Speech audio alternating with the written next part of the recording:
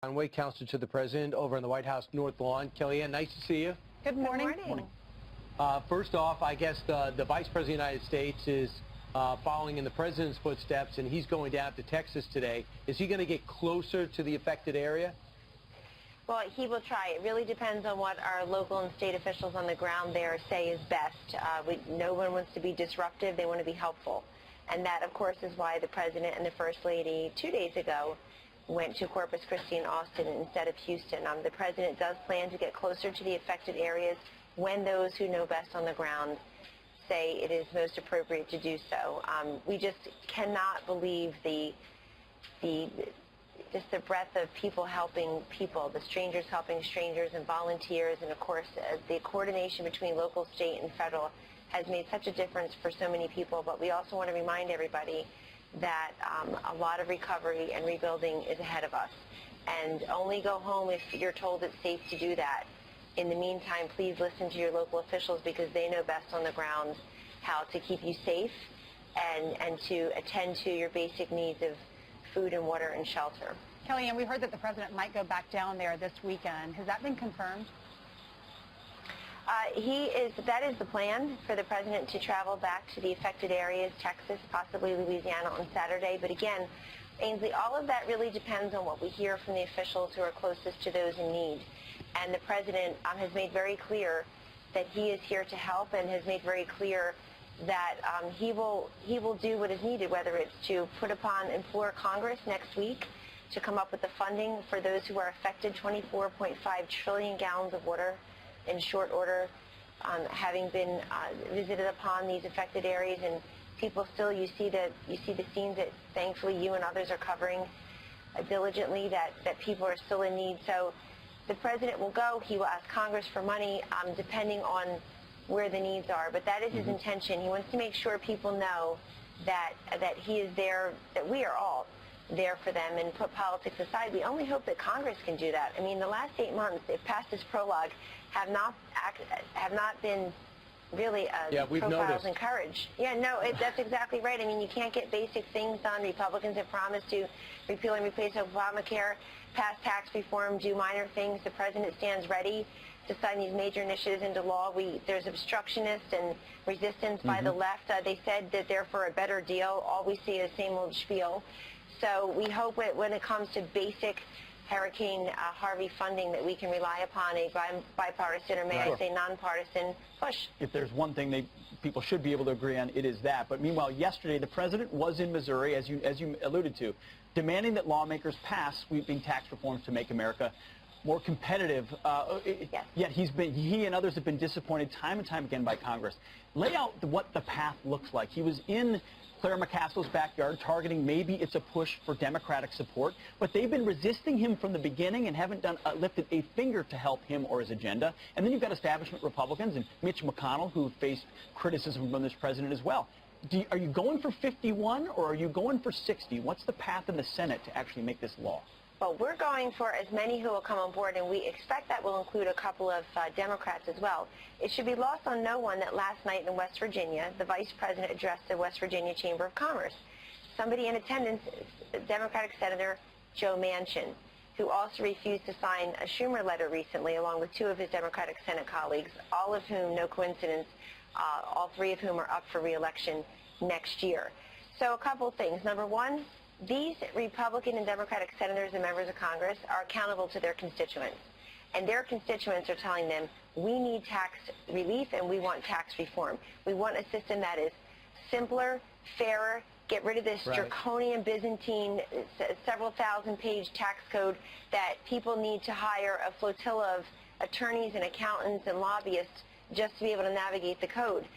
And we want this to be a jobs bill. If you reduce the tax burden on job creators and job holders, you're giving people a pay raise and you're helping them to create more jobs. Number 2, I think Congress should look at their own approval ratings. They seem obsessed with everybody else's approval ratings. The media and Congress should take a deep, hard look at their approval ratings, which aren't so hot, folks, and recognize that a lot of that is because they're seen as obstructionist and resistant. Yeah, we have a Fox poll, Kellyanne, on that topic. It says Congress passing tax reform this year, 78% say it's not likely. They just don't have faith in this Congress. And then it goes on to say congressional job performance. They're saying now They approve, 17% approve, 74% disapprove. That's right. And look at the delta in the Fox News polls, Ainsley, with respect to how many Americans want tax reform to be done, want these major initiatives to pass, and then how many have faith that it will. But the man who works behind me here, President Trump, he's at his desk, pen in hand, ready to sign into law repealing and replacing Obamacare. He hasn't given up on that because he knows 29 million Americans don't have health insurance. He knows that Obamacare made many of their situations worse for many of them who were lied to about keeping their plans and doctors there without care. He stands ready to do fundamental tax reform, and he went yesterday before Congress even gets back into session from their very long vacation where they got an earful from constituents for not getting things done. I have no idea why they keep going on vacation. It is just, it's criminal. They have to work for a living. Good work if you can get it. Yeah, this is basically what the president's doing. A lot of people wanted him to do for health care, absent Mitch McConnell. He's going to go outline his plan, and he's going to reportedly be active in doing it. And he gave some basics. He said, I'm going to have 3 income tax brackets instead of 7. I'm going to look to get a 15% corporate tax cut. I'm going to repeal the estate tax and alternative minimum tax. Having said that, I'm thinking, okay, that's a good framework. I wonder how it's going to be hashed out. Details to come. It didn't stop Nancy Pelosi from coming out immediately and said, instead of offering the American people a plan for real job-creating tax reform, President Trump is pushing billionaires first, trickle-down tax scheme that hands out massive tax cuts to the wealthiest, most expensive American families. I sense she's against something she doesn't even been presented with yet. I mean, that is just the wrong attitude. That's the anti-what we're seeing in Texas. Do you think there might be, on some level, a fear among Democrats that if tax reform is passed for America, the economy will grow at such a rate it will be impossible for them to win an election? You hit it correctly. That's what I see. And this is what happened in the past when Ronald Reagan gave us fundamental tax reform. He was more popular. It helped his vice president get his third term, frankly. But what is Nancy Pelosi's plan? She's talking about Donald Trump's plan for tax reform. What is her plan? And that excerpt you just showed, it's just a bunch of it's just a political screed. It's probably taken out of the What Happened book because it sounds like the same old stuff they talk about against Republicans without even seeing the structure. But look, Nancy Pelosi and others in her party are going to have to go back to their constituents and explain to them and be held accountable why they stood in the way of Americans paying less in taxes and why they stood in the way of making U.S. more competitive. You know, the corporate tax rate we have like the highest corporate tax rate in the developed world, in the world, and it's hurting us. And I want everybody to remember this name, this word, repatriation. So on TV they see a lot of equivocation and prevarication. Repatriation is Sesame's Grover word of the season here, because that means that we get all the gazillion dollars of wealth that's parked in other countries back into this country. We've encouraged companies to legally park their money elsewhere. The jobs and the money must come back here. This is all great stuff, but there's 2 words that grassroots Republicans say every day: Mitch McConnell. Establishment Republicans. There might be some Democrats that will come on board, but 1 or 2 votes doesn't get to 60. What's the real deal brass tacks path? Is it the nuclear option? Is it wait for the budget to pass for reconciliation? Because a lot of people feel like 60 is fantasy land in this Senate, where the Dems are committed to resisting this president no matter what. Yeah, well, look, the 25 who are up for re-election in the Senate, Democrats in the Senate next year, have constituents who need tax reform. 10 of those states, Donald Trump won. 5, he won by double digits. So at the very basic minimum, those Democratic senators got to look at their constituents, look in the mirror, and put the 2 together and be for tax reform. There's something else going on with the math, the calculation that nobody talks about, which is, New Jersey's Senator Bob Menendez is a little busy these days. He's not expected to be back here voting. He's in a federal courthouse because he's a criminal defendant in a federal trial.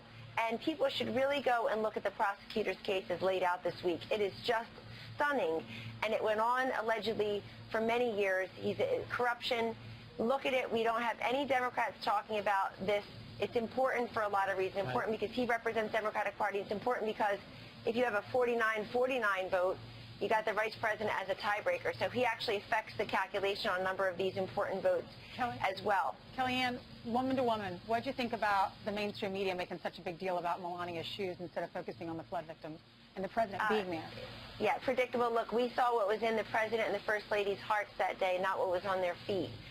And it suggested to me, Ainsley, that the left is really very worried that the president is successfully showing leadership and compassion and empathy and resolve and action, coordinating with state, local, and federal officials, but also showing the people of Texas and Louisiana that we as Americans stand with our brothers and sisters there. But it was predictable. By the way, she didn't wear those shoes down in Texas. She wore them onto the plane. And by the way, she can wear whatever she wants. This is what cracks me up about the feminists.